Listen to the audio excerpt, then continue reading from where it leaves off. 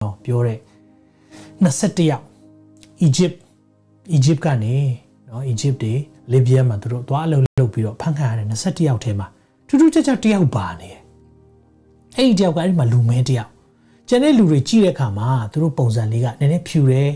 နော် Egyptian ရုပ်ဆိုတာအဲ့လိုမျိုးရုပ်လေးပေါ့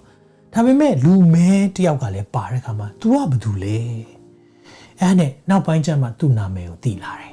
ဒီဟာကိုကျွန်တော်ဒီ Voice of Mother Canada ပေါ့နော် website ထဲကနေကျွန်တော်ဖတ်ပြီးတော့ဒီအကြောင်းအရာလေးကိုတွေ့တဲ့အခါမှာ तू ကဘာပြောလဲဆိုတော့အဲ့ဒီနေ့တုန်းကသူတို့အဲ့ဒီမှာဖမ်းခံရတဲ့အခါမှာတကယ်တော့တဲ့ तू ဟာယုံကြည်သူမဟုတ်ဘူးအဲ့နဲ့ရောရောင်ပြီးအားလုံးဖမ်းတဲ့အခါမှာ तू ပါလာတာ तू ယုံကြည်သူမဟုတ်ဘူးအဲ့ဒါနဲ့ဒါပေမဲ့ဘေးကလူတွေကခရစ်တော်ကိုညင်းမလားသိမလားလို့ပြောတော့သိမယ်လို့ပြောတော့ तू လည်းအဲ့ဒီနေ့ကမင်းရောဘလို့လဲခရစ်တော်ညင်းမလားလို့ပြောတော့ तू ပြောလိုက်တယ်တဲ့ Their God is my God သူတို့ဖခင်ကျွန်တော်ဖခင်ပဲဖြစ်တယ်တဲ့။ဘာကြောင့်လဲလို့ပြောတဲ့အခါမှာဘေးကမာတုရတွေရဲ့